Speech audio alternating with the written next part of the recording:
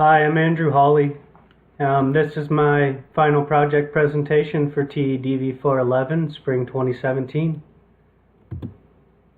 So my intended age group I want to work with is definitely middle school. I want to be a middle school math teacher. Currently I'm here in Tucson, Arizona. My placement school is Sechrist Middle School. It's actually where I went to middle school at. I would love to teach in the Tucson Unified School District, and if I have the chance, I see myself teaching there until I retire.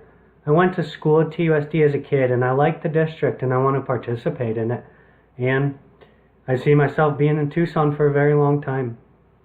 That being said, here's my presentation. So computer-assisted learning in its most simplest form, it is the use of computers to aid or support the education of individuals. It's also sometimes referred to as computer-based learning or computer courseware, but they're the same as computer-assisted learning. The biggest thing to remember for us as educators is that instructional software is not here to replace us as teachers. It's a supplemental use, and it's here to empower us as teachers to transform the teaching process. So, instructional software types. Instructional software is just a general term for computer programs that are used to specifically deliver instruction or assist with the delivery of instruction. Instructional software packages are used to support learning, and in today's world, there are a number of free commercial instructional software types that can support instruction for absolutely free. Today, the types of instructional software we will cover are drill and practice, tutorial, simulations, instructional gaming, and problem solving. Drill and practice software functions are really exercises where the students work examples, usually one at a time, and receive feedback on their correctness.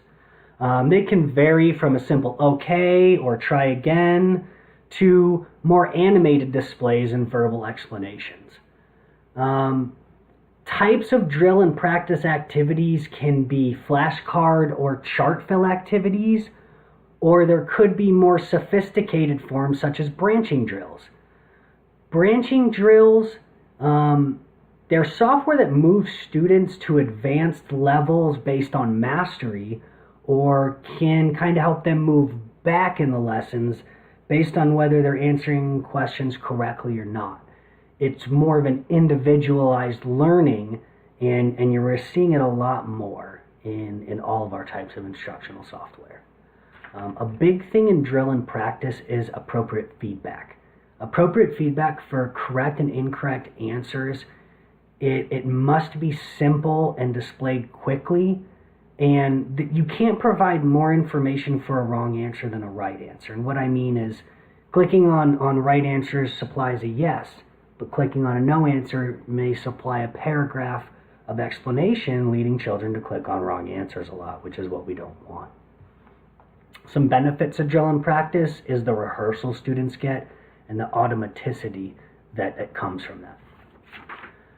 The next type is tutorial software.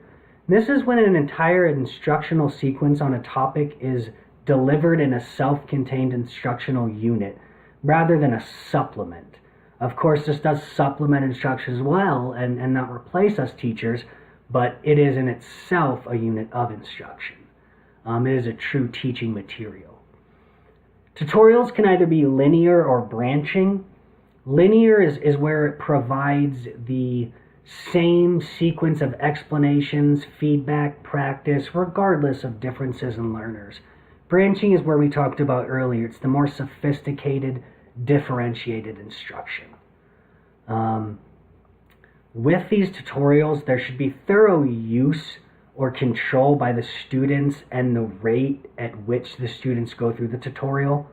That's very important. Self-pace is one of the biggest benefits of the tutorial. It has the same benefits as drill and practice, but the tutorial is a self-paced portion that is very beneficial. Simulations They're computerized models of real or imaginary events that just show how something works, show how a system works. Um, Unlike drill and practice or tutorials, simulations usually asks the students to do something or how to do something. Simulations teach about something or again how to do something. Such things as like iterative simulations where they speed up or slow down processes so students can learn things they wouldn't be able to before, or things they couldn't see, such as a seed takes time to grow into a tree. Iterative simulations perfect for that. Simulations that teach how to do something could be procedural simulations, which show an appropriate sequence or steps to perform a certain procedure. Simulations are great because they make the impossible possible. Something that could cost a lot of money can be non-costly through instructional software. It really does allow for repetition and the observation of complex processes in a simple manner.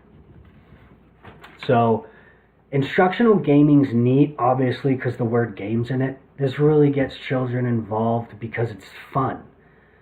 Instructional software with technology, it bridges the worlds of gaming, entertainment, and education. They're used in the same way as drill and practice, but they're in a different category because they have a different meaning to children. Children hear the word fun, they hear the word games, and they think of fun. They go together. And so children aren't so involved in worrying about learning as they are about winning and the competition of the game. And with winning comes learning in these games. In these games, teachers should ensure that students will be motivated rather than frustrated by the activities in these games. And a big thing to keep in mind that some teachers may not think about when choosing these games is they need to be appropriate for children in outlooks towards societal and cultural considerations. But if you can integrate these, they make what could be a dull atmosphere into a very fun and engaging lesson.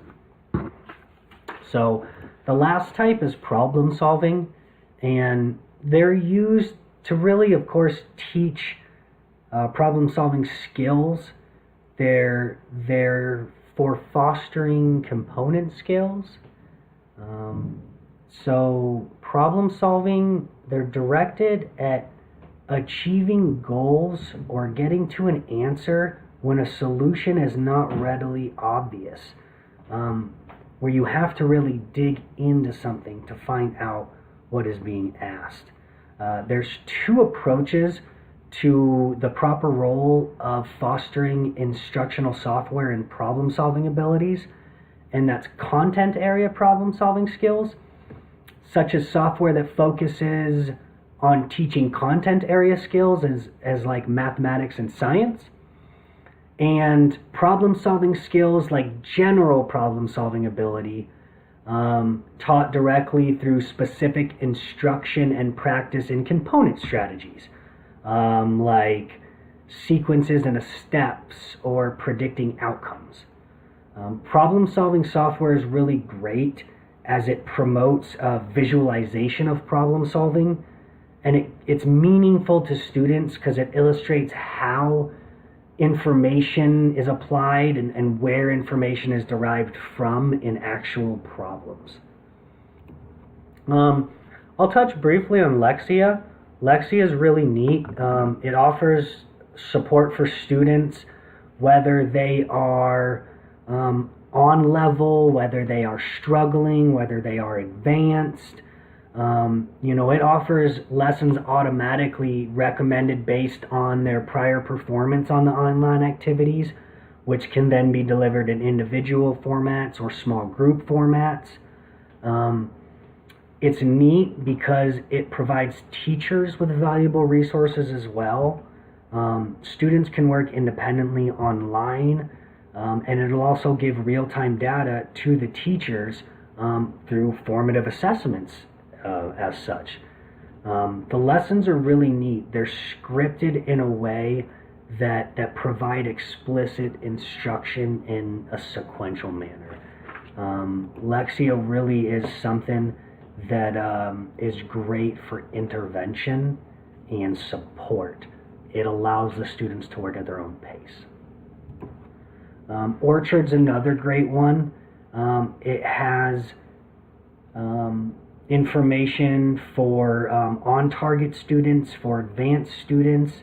It gives them the ability to demonstrate proficiency and advance to next levels on a differentiated basis. If a student is struggling also, it can scaffold their learning in a certain way that brings them back and gets that prior knowledge they may be lacking. Lexi is a great reading software.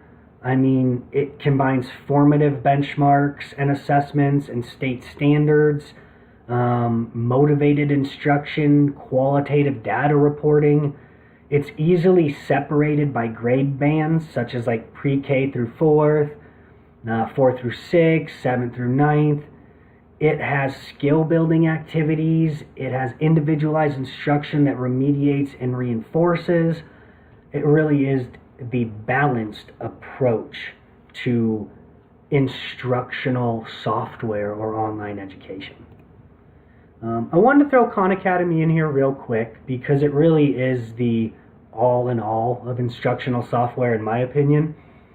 It has everything you could possibly need. It in itself, you could run the flipped classroom model from it. I mean, it is not just simulations or instructional gaming, I apologize, or tutorials. It is everything all in one. And it's not just math as you would think of. It's engineering, it's arts, it's humanities, it's finance, it's economics. I mean, it's everything. It tracks your progress. It's all of them in one. It's a neat tool. So also I wanted to touch on Alltech. Alltech is provided by the University of Kansas, and it's a resource that's provided to help integrate emerging and existing technologies to further engage learning and to improve learning through technology. The website, through many other resources as well that it reaches out to, provides educational games, web-based instructional resources, fully online adaptable assessments, and it even offers assistance for students with special needs. It even offers assistance for teachers and administrators. It's a very, very neat slide. A very neat website. And what's really neat is it separates their resources for teachers and for students separately, so they're very easy to find.